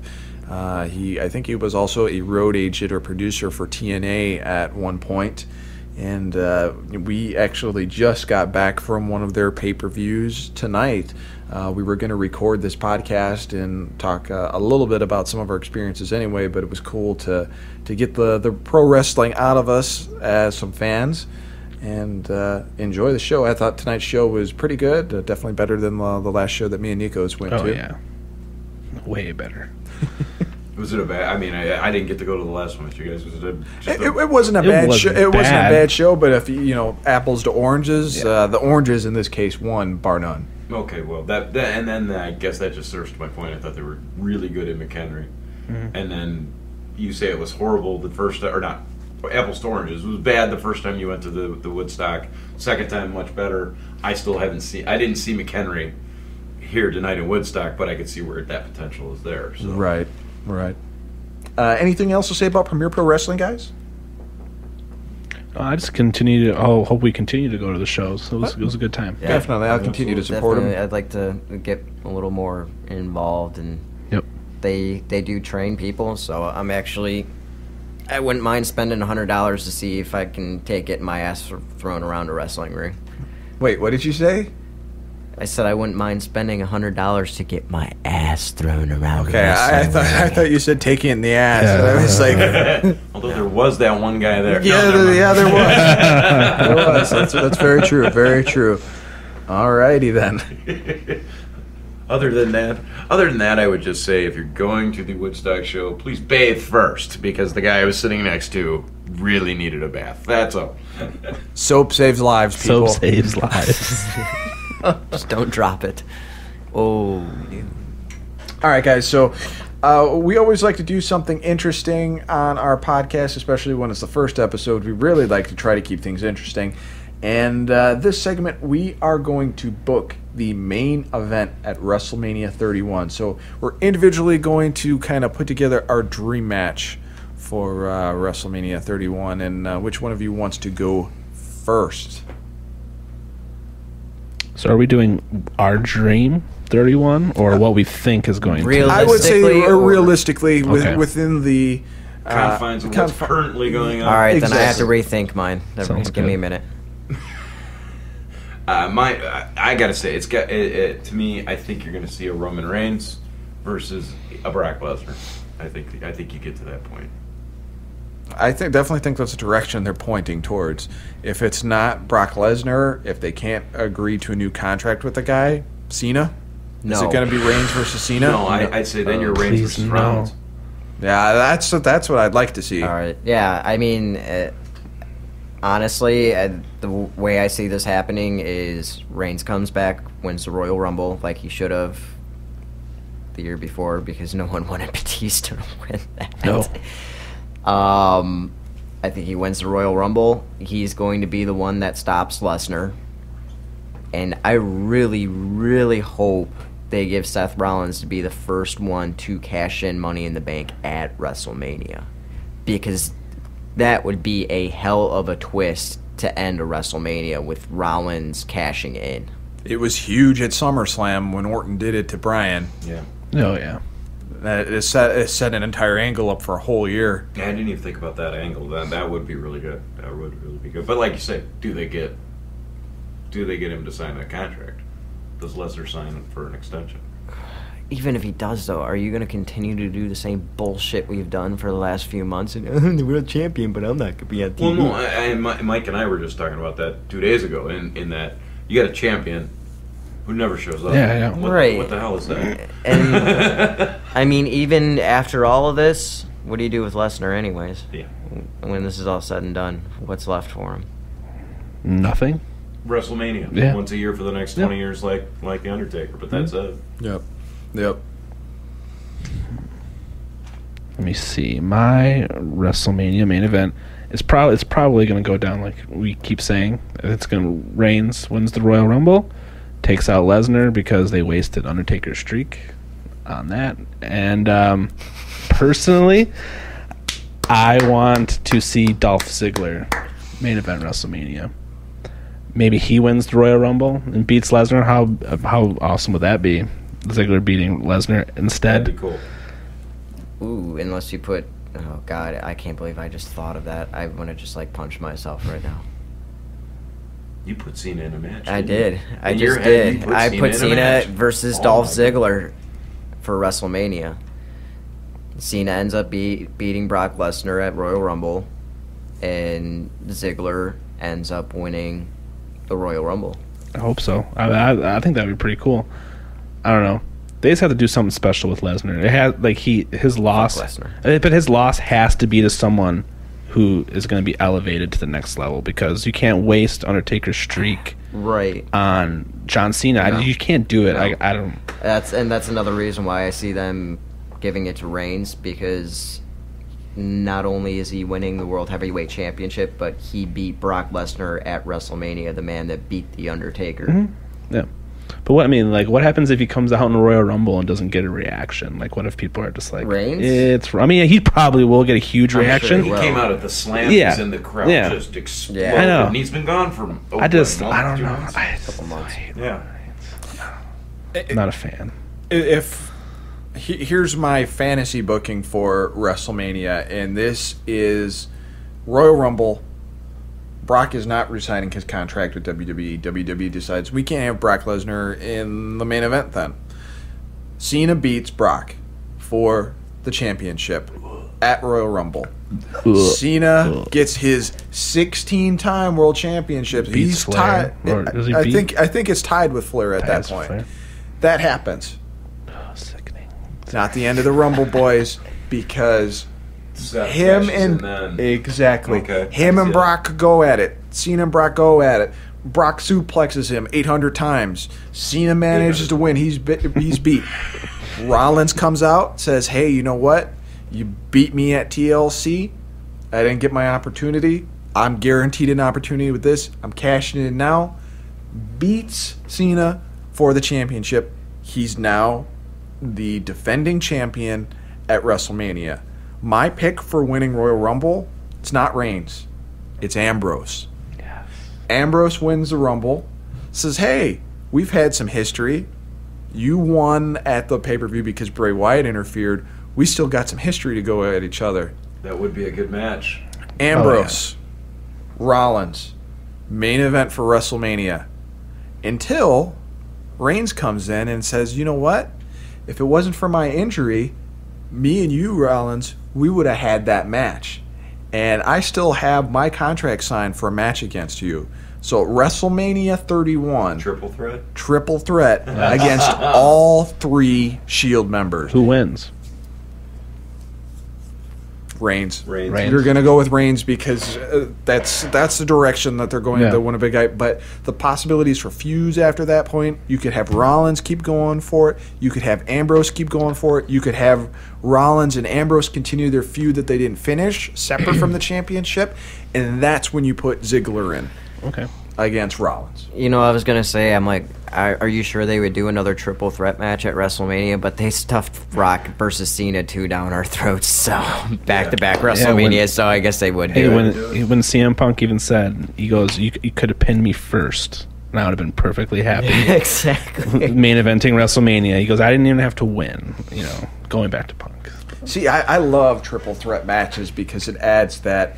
What are they gonna do? Are they gonna get this year it was like, what if they did screw Daniel Bryan? They gave it to Batista and Batista won, or Orton retained. You know, it's always that little extra thing that throws the suspension of disbelief in. It makes it interesting.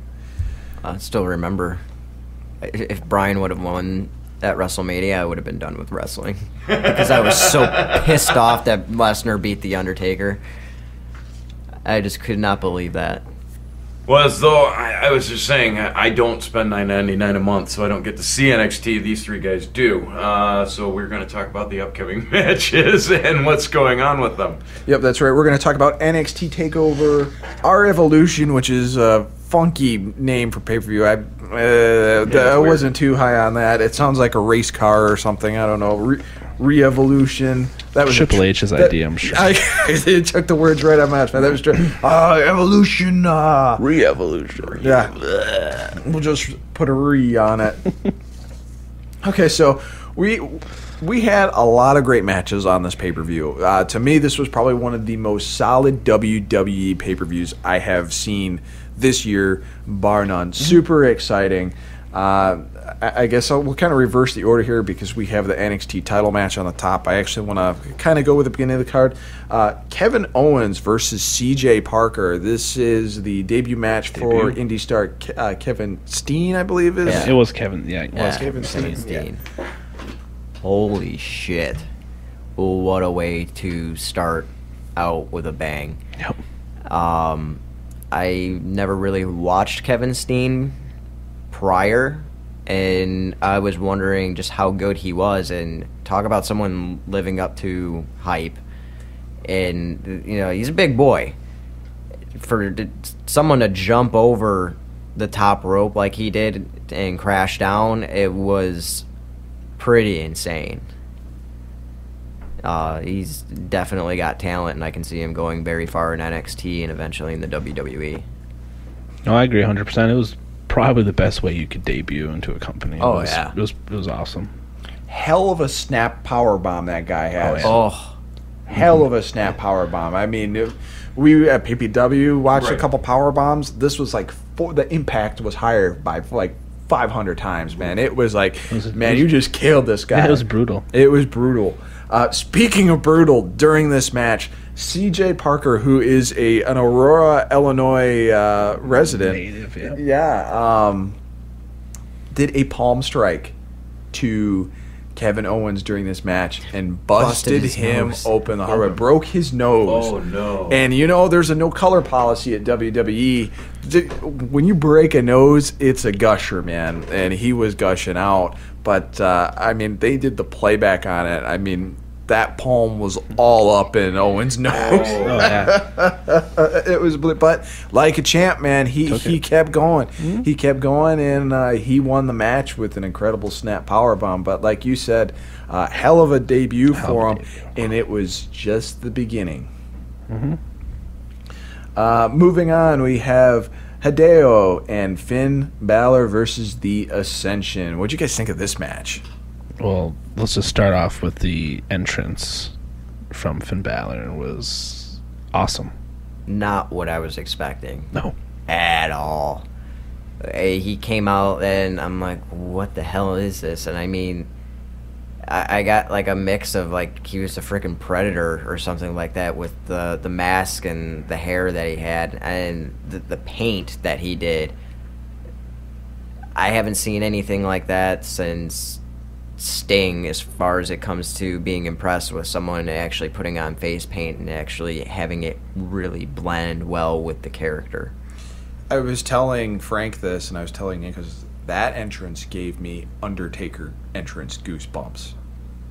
That was an entrance when he came out and he got in the ring, like, they could have done cartwheels in the ring for 20 minutes and not wrestled, and I still would have been like, oh my god, that entrance. It's just amazing. Like, obviously, I've heard that was his entrance when he was in Japan with New Japan Pro Wrestling. He would come out and do that. But not the makeup. I mean, the makeup added a lot to it, but it's like the perfect storm of everything. The lighting, the name on the Titantron, the music. The music is very epic. It's very orchestrated. And what better way to enhance an entrance is by music. But doing your movements towards music, the poses and stuff, were just on time because he was very slow and plodding when he was moving, when the music was low key. And then when the music would hit up, he just bam, moved, the lights would kick on. I mean, just perfect entrance. And the match itself with the Ascension, just great overall, lots of great spots. And to the main roster they go. Yep, can't wait to see that. And it sounds like they're not going to make Finn Balor do that entrance for every match. I guess the recent tapings they did, he came out like normal. It's only going to be used for special events, which is good. Which will be cool. It gives you something to talk about, even if the pay-per-view ends up sucking. I mean, that whole pay-per-view could have been terrible, and I still would have been like, I'm glad I saw this. And it's an entrance, you know. NXT Women's Title match: Charlotte versus Sasha Banks. What do you guys think about this one? Solid Divas match. Yep. Very solid from top to bottom. Who won the match? Charlotte. She retained the title. Retained. Is it time for her to go over to the main roster? Yes. Yes. Well, it's been time. On, last Monday night. Yeah. Against Natalia. I mean, I was amazed at that girl. I mean, that is a girl that can wrestle and wrestle well. So, I like I said, I didn't get to see this pay-per-view, but and she has just a pretty seen her on famous Monday following. night. Holy cow! Yeah, it's pretty amazing seeing her on Raw. And I was telling Nikos, I thought the reaction was hilarious because the crowd did not know how to react. No, because she was kicking Natalia's ass. Yeah. And the crowd was like, whoa. Natalia can wrestle too. Like, Right. It's not like she's. Yeah, she made Natalia look like a little girl. Yeah. She's Charlotte's not short. She's a tall. That's a tall girl. Very tall girl, yeah. But Very tall. pulls it off very Tall well. drink of water. I, in all honesty, I really wish that Charlotte would have lost it, though, just because it kind of would have cemented that push that she'd be going over to the main roster. And I like Sasha Banks as a heel diva. She can wrestle. She's got that I'm a nasty bitch and, you know, that title's mine kind of deal. I dig that. She reminds me of Melina. Okay. A better Melina.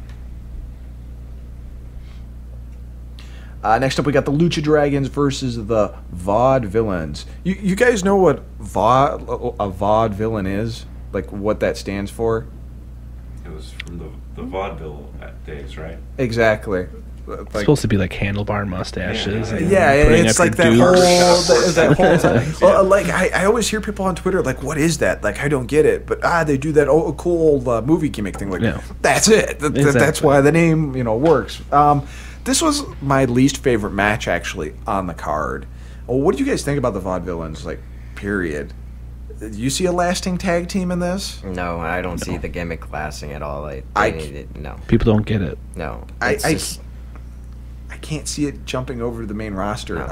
That Aiden English guy, when it's a step up for him doing this compared to when he was doing his Broadway singing, coming out like he. I know you're not familiar with NXT Freak, but he used to come out prior to being in this tag team group, with the beret and the spotlight on him, and he would sing like Broadway. So it's not too big of a stretch to go to a vaudevillian actor. Right. It kind of makes sense, but it was god awful. He's not even a good singer. It's like, what was the diva who would sing? She was really bad. She was meant to be a joke off of Brooke Hogan. Jillian Hall. Jillian Hall, yeah. He was like the male Jillian Hall. Terrible. The match itself, it wasn't terrible. It was just wasn't bad, but fairly generic out of, the party platter that you had of really good snacks and goodies that you could eat. This was the stuff that no one was really touching. Yep. I agree. Next up, we got Adrian Neville versus Sami Zayn.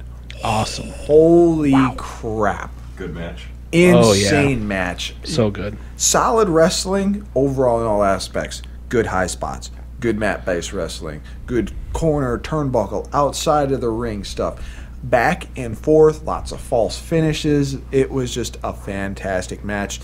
And a long time coming for Sami Zayn, because it's been pretty much the last year and a half that he's lost title matches and potential opportunities to get title matches. And the stipulation with this was if he could not beat Adrian Neville this time around, he was done. And he managed to beat him this time and actually won the NXT title. I guess we could pretty much all agree that this was a really great match. Oh yeah, it was Definitely. It was awesome.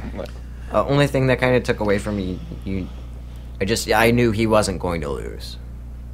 I mean, he's too good. So I knew he was going to win the match, but the match that they put on, I'm sure had people believing that, oh shit, he might not actually pull this off. Does Adrian Neville come to the main roster now? That was just a question I was going to ask. Is it time for him in the main roster? And who do you put him with?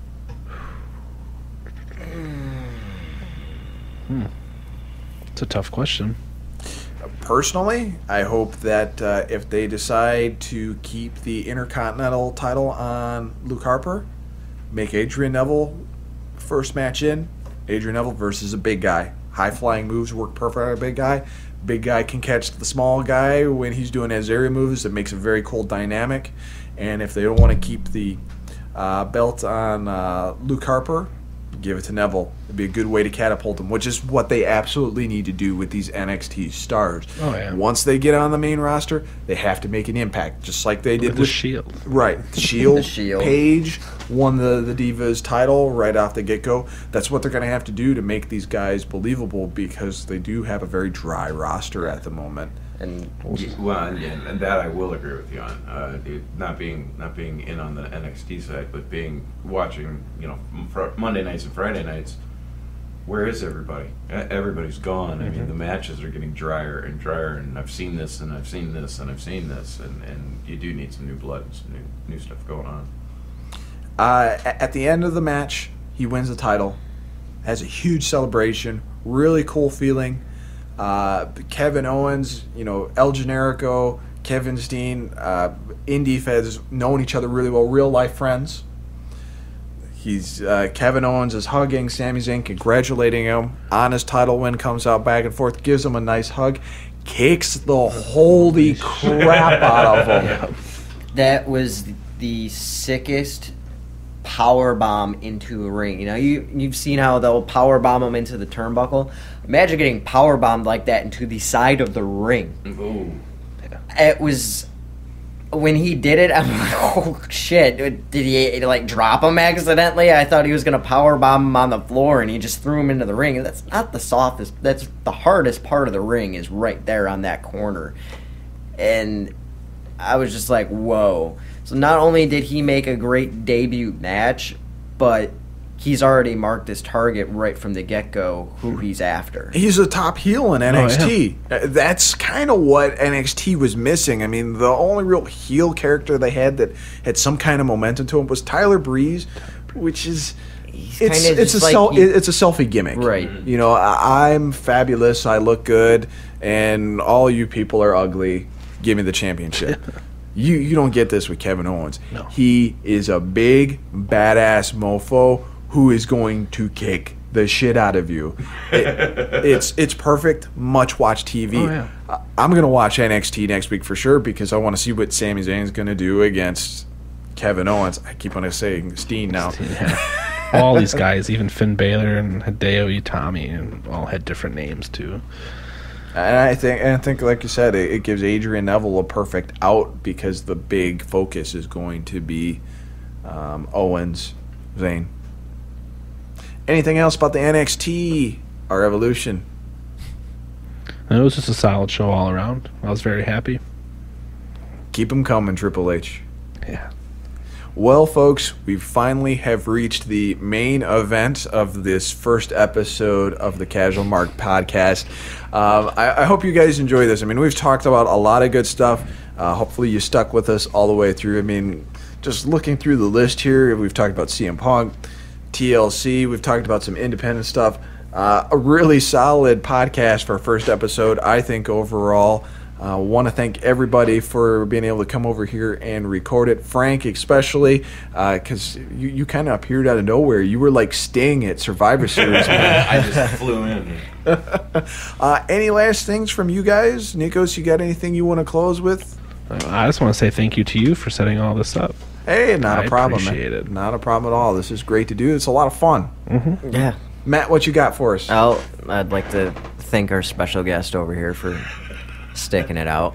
Sticking it out, huh? Yeah, you know, I may have to go to bed at 7 o'clock, but you're a lot older, so. I feel bad. I feel bad for you damn. too. There's my stab back to you, buddy. And I burn a lot more energy because I'm twice your size. Yep. See, there you go. I'm firing right back. And I'd like to thank you two for the idea of starting a wrestling podcast. You know, as soon as I heard about it, I'm like, I'm in. I'm totally in. Since we're throwing around thank yous, I guess we should thank Matt for the name of the podcast. Because that was pretty creative. Yes, awesome name. How did that come up, by the way? Casual Mark. Yeah, Matt crapped his pants. Yeah. Oh, the casual? Because The casual. He can't type. That's I thought it was Mike. the causal mark. That's Mike. Okay. That's not. Oh, that's not me. and the segments go from 5 to 8 too. Well, Did you that- see Do they that? really? Yeah, I thought that was pretty funny. Him screwing around. How did I do that? Wow. I just You noticed know, that. I must have been drunk when I wrote this. probably. This is a pretty good podcast if I was, though. Yeah. Casual Mark. How did you Casual Mark. I was sitting here thinking about it, and originally it was going to be the Triple Threat podcast, but Mike made the point if someone can't make it and you only have two people talking on it, it doesn't really make much sense. So it actually took me. Threat. Shut up. Sorry. Shut up. But anyways, I was thinking about it, and I'm like, well, who's going to be listening to this? You know, you have your casual wrestling fan, and you have your marks. So I'm like, there it is. You know, we're going to be the middle ground between the full-blown mark and the casual wrestling fan, and kind of cater to both worlds. Well, that's cool. No, that's cool. So we're the middle ground. Definitely. And, we're just starting out, so obviously there's a lot of stuff that has to go into the show. I'd like to have a regular introduction, maybe a theme song. Maybe we'll do different songs throughout the entire scope of the podcast. Entrance themes. There we go. Yes. There we go. I like We that. got a lot of great ideas. We had like a championship idea going around that Nikos introduced to us that we may be doing. And, we're thinking about doing this monthly right now.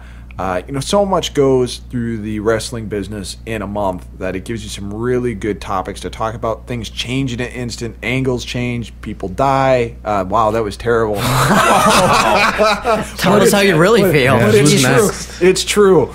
It's Sorry, damn man, we true. took a It's vote. You're gonna have to go. But a lot of stuff can happen in a month, and it gives really good topics. Did I just say that? Did I say people die again? I don't think so. No, I just can't believe you said that in the first place. I thought I was stuck on that. But yeah, we're thinking about keeping it monthly. If things change, if we can get together more on a regular basis, maybe we'll do it bi-monthly, bi-weekly.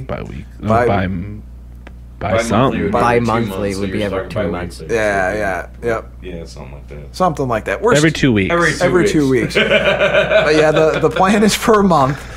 And we'll just keep bringing great content. Matt's working on putting together a Twitter page. He's already got a Gmail started up for it, so we'll start posting those things out. And you'll find this podcast hopefully on iTunes shortly. We'll start it over at GamerLogic.net just because that's kind of a hub for everyone, wrestling fans, gaming fans, and spread the word. That's the big thing. If you are a fan of wrestling podcasts, if you're a fan of wrestling, period, and you like what we're talking about, send us an email and share. We don't have an advertising budget. I can only reach as far as I can into my internet fan basket for people to go, please listen to me. So share it. That's the biggest thing you can do. And the more people that know about it, the more we're inclined to do this. So, yeah. Anything else, guys? Awkward silence. CM Punk wins his first UFC fight. Of course. CM Punk gets knocked out in the first 25 seconds. You're going to die later. Okay. Boys. I raise you 25. Actually, I lower you 25 and say 10. So lose in 10 seconds? 10 seconds. Let's do that. I can name that knockout in 5 seconds. Wow, they say 10 seconds. Wow. 10 seconds? I said 25. Oh. Ring faster than that for 10 seconds. Yeah. I mean, seriously. He slips and falls during introduction. I am the best in the world at falling on my ass. Yep. Saturday night gets knocked out. Monday night, cult of personality. Really ugly in here, folks. So we should probably turn off the mics before we break them. Thank you. Thank you, everyone. We appreciate it. Thank you for listening to the Casual Mark podcast. Man, I really did misspell that, Yes, and I you can't did. number. Next time, they'll be better. It was a good idea. Good night, folks. Good night. Good night.